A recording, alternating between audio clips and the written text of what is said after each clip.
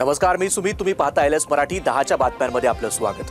नागपुरातील राष्ट्रवादी अजित पवार पक्षाच्या कार्यालयात नाराज पदाधिकाऱ्यांकडून तोडफोड करण्यात आली. तिकीट न मिळाल्यानं रागाच्या भरात थेट पक्ष कार्यालयातील टीव्ही आणि काच देखील फोडली गेली. अविनाश पार्डीकर असं नाराज कार्यकर्त्याचं नाव आहे. भाजपसोबत युती न झाल्यानं राष्ट्रवादीनं स्वबळावर लढण्याचा नारा दिला आणि कालपासून एबी फॉर्मचं वाटप सुरू करण्यात आलं. मात्र ज्यांना उमेदवारी मिळाली नाही अशा पदाधिकाऱ्यांची नाराजी या ठिकाणी उफाळून आल्याचं पाहायला मिळालं. उत्तर नागपुरात होऊ घातलेल्या महापालिका निवडणुकीच्या पार्श्वभूमीवर राजकीय हालचालींना वेग आलाय. प्रभाग क्रमांक 9 मधून राष्ट्रवादी काँग्रेस अजित पवार पक्षाच्या उमेदवारांनी अधिकृतपणे आपले नामांकन अर्ज दाखल केले. यावेळी कार्यकर्त्यांकडून जोरदार शक्ती प्रदर्शन करण्यात आलं. नागपूरच्या प्रभाग क्रमांक 10 मधील भारतीय जनता पक्षाच्या उमेदवार डॉक्टर वैशाली रमेश चोपडे यांनी आपली उमेदवारी जाहीर केली आहे. त्यांनी पक्षनेत्यांचे आभार मानले. पोलीस लाईन टाकळी प्रभाग हा 2 टर्मपासून काँग्रेसच्या ताब्यात असून यावेळेस या ठिकाणी भाजपचा झेंडा फडकवणार असा विश्वास वैशाली चोपडे यांनी व्यक्त केलाय. जळगाव महापालिकेसाठी महायुती होणार असल्याचं स्पष्ट झालंय. माजी मंत्री गुलाबराव देवकर यांनी याबाबत माहिती दिली आहे. अजित पवारांच्या राष्ट्रवादीला 6 जागा मिळणार असल्याचं देवकर यांनी सांगितलंय. तर उर्वरित जागा शिंदे सेना आणि भारतीय जनता पक्षाला मिळणार असल्याचं गुलाबराव देवकर म्हणाले. छत्रपती संभाजीनगरमध्ये एमआयएम पक्षानं शेवटची यादी जाहीर केली आहे. यावेळी उमेदवारी मिळालेल्या कार्यकर्त्यांनी इम्तियाज जलील यांच्या घरासमोर येऊन जल्लोष केला.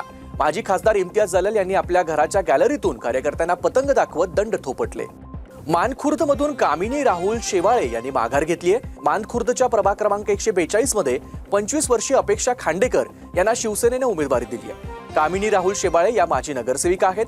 त्या वॉर्ड क्रमांक 142 मधून इच्छुक होत्या. मात्र सर्वसामान्य शिवसैनिकांसाठी माघार घेतल्याचं कामिनी राहुल शेवाळे यांनी सांगितलं. धुळ्यात महापालिका निवडणुकीच्या महासंग्रामात राष्ट्रवादी काँग्रेस शरद पवार पक्षाला खिंडार पडलाय. धुळे जिल्हाध्यक्ष असलेले रणजित भोसले यांनी आपल्या सदस्यत्वाचा आणि पदाचा राजीनामा दिल्यानं शहराच्या राजकारणात एकच खळबळ उडाली आहे. रणजित भोसले यांनी भाजपमध्ये प्रवेश केला असून प्रभाग क्रमांक 1 मधून त्यांच्या पत्नीला उमेदवारी देण्यात आली आहे. अमरावती महापालिका निवडणुकीत काँग्रेस, शिवसेना, उद्धव बाळासाहेब ठाकरे आणि Republican party of India Gavai गट यांच्या आघाडीनं निवडणूक लढवली जात असल्याचं खासदार बळवंत वानखडे यांनी सांगितलंय. या आघाडीत काँग्रेस 74, मित्र पक्षांना 13 जागा देण्यात आल्या असून यामध्ये उबाठा गटाला 12 आणि रिपाई गवई गटाला 1 जागा देण्यात आली आहे. वानखडे म्हणाले की या निवडणुकीत काँग्रेस पक्षानं सर्वसामान्य आणि तळागाळातील कार्यकर्त्यांना संधी दिली आहे. पक्षासाठी दीर्घकाळ काम करणाऱ्या कार्यकर्त्यांना उमेदवारी देऊन एक चांगला पायंडा पाडला गेलाय. या उमेदवारांचा विजय निश्चित असल्याचा विश्वास त्यांनी व्यक्त केला. अमरावती महापालिकेच्या निवडणुकीच्या रणधुमाळीत आता काँग्रेस, उबाठा आणि रिपाई गवई गट अशी तिरंगी आघाडी औपचारिकरित्या सक्रिय झाली असून भाजप शिंदे गटाविरुद्ध थेट लढत उभी राहिल्याचं चित्र राजकीय वर्तुळात पाहायला मिळतंय. नगराध्यक्ष पदाच्या निवडणुकीतील दणदणीत विजयानंतर बुलढाण्याच्या मलकापूर येथील काँग्रेसचे नवनिर्वाचित नगराध्यक्ष अतिक जवारीवाले यांनी जल्लोषाच्या भरात हवेत नोटा उधळल्याचा व्हिडिओ सोशल मीडियावर व्हायरल झाला होता. मिरवणुकीत नोटा उधळणं आता नवनिर्वाचित नगराध्यक्ष अतिक जवारीवाले यांना चांगलंच भोवलंय.